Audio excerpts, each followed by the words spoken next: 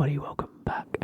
Welcome back, welcome back, welcome back, welcome back, welcome back, welcome back to the AS Clem or the Clem ASMR YouTube channel. Now, today's video is going to be another football ramble. It is Sunday night, which means I can sit and record a little bit for you guys. I was going to record a different video, but I'm going to put that out on Wednesday instead, and I'm going to do that tomorrow or Tuesday. But anyway, we're going to be going through the Premier League results yet again. There we go.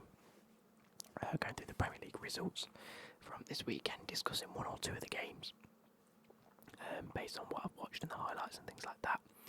Just have a nice general discussion. Obviously, Everton and Crystal Palace haven't played as I'm recording this, so I can't really comment on that, unfortunately. Starting with the Liverpool match, Liverpool versus Brentford. That ended up 4-1 to Liverpool. As far as I could tell, Liverpool absolutely dominated that. Brentford with I won't say lucky goal, but a meaningless goal from Ivan Toney. Obviously, Liverpool having all of the possession, but both teams having 15 shots, which is quite surprising to me. Sorry, just ran upstairs. Next is Arsenal-Burnley. Arsenal absolutely battered Burnley. I have seen the highlights, seen a lot on Twitter about this game. And Arsenal once again absolutely battering Burnley. Burnley have been shipping goals recently. 3 to Liverpool, 5 to Arsenal, 2 to Fulham, 3 to City. They are sat 19th in the league. It's not looking good for them. That being said, Arsenal are looking good at the top of the table, whereas at second, 2 points behind Liverpool, 2 points ahead of Man City, but Man City do have a game in hand. So really, Liverpool are just top of the table. So Newcastle, Arsenal, City, all looking good for that top of the table fight. Next we move on to Newcastle versus Bournemouth. That ended up 2-2. That one, I believe, as good as Newcastle were in the second half. The first half, they were absolutely diabolical. All the goals coming in the second half, by the way, but one of those games, Newcastle actually had 63% possession. Really should be winning that at home, but Bournemouth did look very good. 23 fouls Bournemouth conceded. That's a lot. That's a hell of a lot.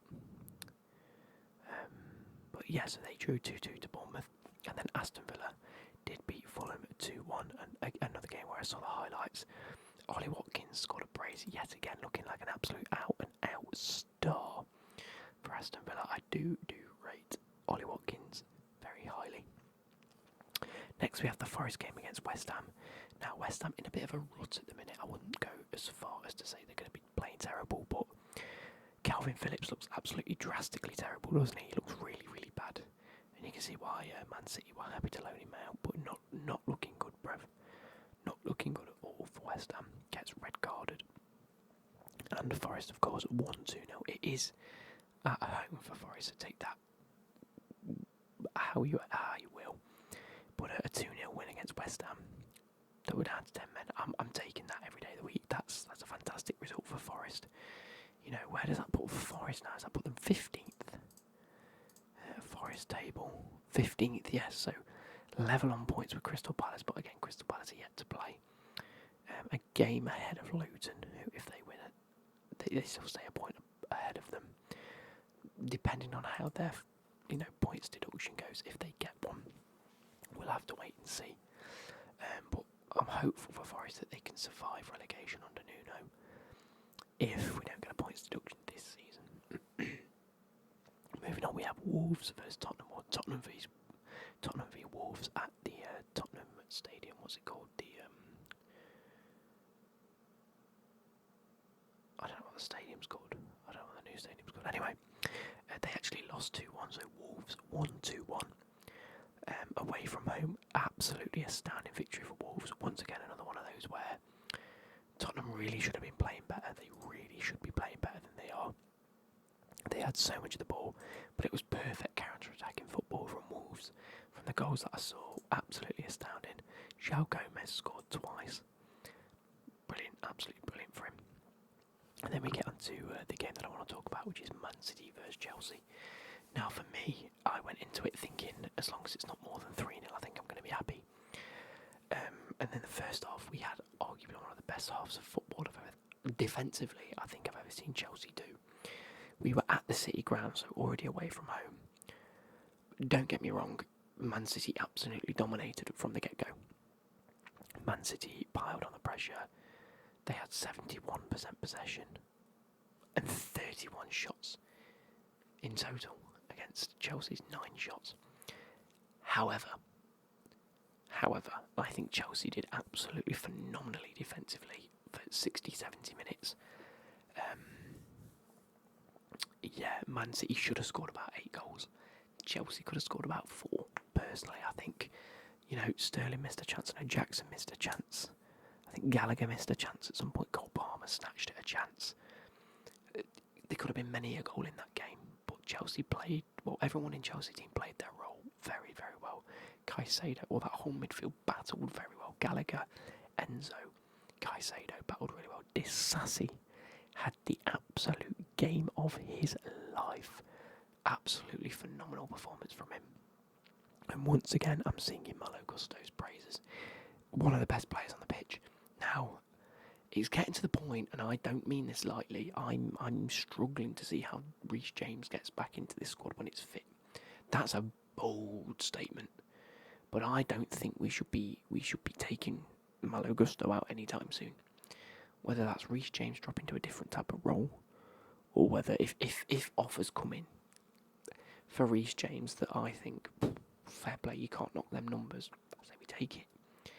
I think Malo Gusto is the better player as it currently stands until Reece James can show some sort of consistency. I think you've got to just keep Malo Gusto in the team. He's that good. Arguably one of the best under-21s in the world at the minute. Again, take that with a pinch of salt. Chelsea haven't been playing best, but Malo Gusto is a shining star along with Cole Palmer in that whole team. All in all, defensively we were very good, but Pochettino made some subs in the 60 to 70th minute odd, which changed our shape defensively. Now, I've seen a lot of fans absolutely slate Pochettino online. I've seen people absolutely berate him and say that Poch lost us that 3 points. One, are you bonkers? If you'd have said to me at the start of the game, it ends up 1-1, I'd have been like, fucking yes, get in. With how they were pressurising us, we were always under pressure. For the whole game, they were peppering us, right? Come 60, 70 minutes, our players looked knackered. They did. They were just tired from Man City's relentlessness, and that's what Man City do. This is why they are there. This is why they are up there as one of the best teams at the minute, if not one of the best teams the Premier League's ever seen. Okay? This is what Man City do. So Poch had to do something. Now, I understand the argument of, don't make it so obvious that you're just dropping defensive because it invites pressure. What do you mean invites pressure? We already had pressure. So yes, their goal was always coming. It was always coming in my eyes. Pause. Their goal was always going to come. So at the end of the day, they scored one. Fair play. If we hadn't have changed that defensive shape, okay. If we'd have stuck with how we were doing it, and he'd have brought on the likes of Mudryk or Madueke instead of bringing on Chalobah and an extra defender, right? And we'd have conceded 2 late on. The same fans online will be saying, why didn't he go defensive? Why didn't he just think he was going to win the match and try and end the game? Pochettino made a decision to not lose the game, which is very clever because we were in 10th. We are now, if I can get to it, still in 10th, 1 point behind 9th, 2 points behind 8th, 3 points behind 7th. And we face, who do we face next? We face well, Liverpool in the Cup next Sunday. I'm going to the pub to watch that with a few mates from work, so yeah, that's kind of cool. Then we have the FA Cup on the 28th against Leeds. Then Brentford at the start of March. Fair play. Fair play. Like, I can't argue with conceding a late goal to Rodri. Fans need to book up their fucking ideas and realise that Poch made a good decision. Rory Jennings, wanker.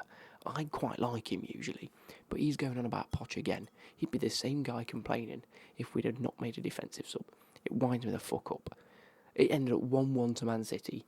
It was a fucking brilliant performance defensively for the best time since I've seen Thomas Tuchel have a good defensive performance with us. Fucking take it in, count your fucking flowers, and move on. It was 1-1 to City. It was 1-1 against City, should I say. Brilliant performance, I think.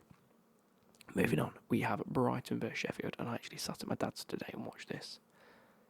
I said to my dad, I reckon Brighton are going to win 5-0 here.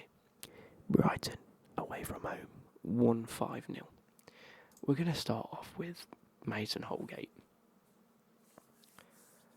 What the fuck are you doing, mate? What the fuck are you doing? He went into a tackle thinking, I'm going to clart him here. I'll get the ball and I'll give him a proper Brexit tackle. Doesn't miss the ball, clips the ball and studs the guy's inner thigh. I'm surprised Mitoma didn't cry. That, genuinely, and I mean this, that might be one of the most horrendously, brutal, what's the word I'm trying to think of here? Reckless, very reckless, out of control tackles I think I've actually seen in my lifetime. I think watching it live, I saw it and I went, ooh, that could have been a bit nasty. Then you see the replay in full speed, by the way, not even slow-mo, and I'm thinking, oh, fuck me, he's got to be off the pitch. He's gone. There's no doubt about it. Ref gives him a yellow, VAR intervene. Mason Holgate argues with him. You've just kicked his inner thigh. Another 2 inches, you'd have got his cock off. Like, what's going on? Awful tackle. Awful tackle. Either way, I'm thinking, right, Sheffield is going to drop behind the ball now and it's going to be a boring game. Nope. Brighton absolutely pick him apart. It was very, very well thought out from Brighton. 2 goals in the 20th minute and the 24th minute. Then 3 goals within 10 minutes from the 75th, 78th and 85th. Incredible play from Brighton. This is the Brighton that we're used to seeing, the attacking, free-flowing Brighton that you'd expect from a De Zerbi team. Hasn't quite been working for them this season for whatever reason, but they are still in 7th. What am I waffling about? They're in 7th. I've had an okay season. I don't see what people are moaning about with Brighton. Anyway, moving on, we have Man United Luton. Now, again, sat at my dad's today. Start of the match comes on. 36 seconds in, they've got a goal. Højlund scored in the first minute. They're going to batter him. 6 minutes later, by the way, the first goal, woeful hospital pass from the defence. If they didn't do that, this would have ended up 1-1. It ended up 2-1 to Man United, by the way. Anyway, 6 minutes later, ball across, Højlund, beautiful goal. Great goal, well taken. Is that how he scored? No, I remember it now. It was a corner, wasn't it, that's played over, comes out. Was it just a cross or a corner? Comes out, played over. Someone hit it, and it came off of Højlund's chest. It was going out, and Højlund chested it, and it went in the goal. Everyone's claiming offside. It wasn't offside. It was quite clearly onside. Very, very good goal, all in all.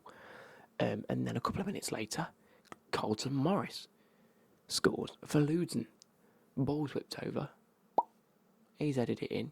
Has he? Yeah, he's headed it in. He's beat Onana to it. He's beat Onana and the goalkeeper to it. No, he's beat Onana and the defender to it. Sorry. Got his head in the way, scored.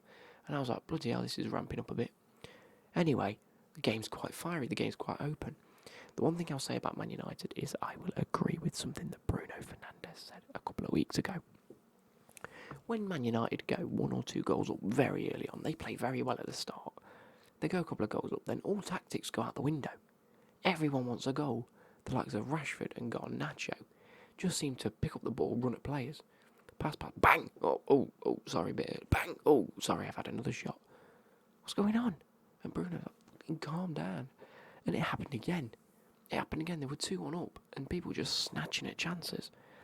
Now, I didn't watch the second half, but I've heard it was very, very, very end-to-end, very gritty, bitey sort of. And anything could happen. I got back. Luton have had 59% possession with 22 shots. That's not good. They could have scored many from that. Like, even just getting lucky, they could have scored a few. Man United, 21 shots, 41% possession. Now, this just sums up Man United playing well very early on, then just sort of capitulate and fall apart. Anything could have happened. But anyway, I hope you guys have enjoyed this little update. Yeah, I want to be doing these relatively regularly. Can't guarantee them every week, but we'll just keep on the roll, keep on a bit of a roll from it, and see how we get on.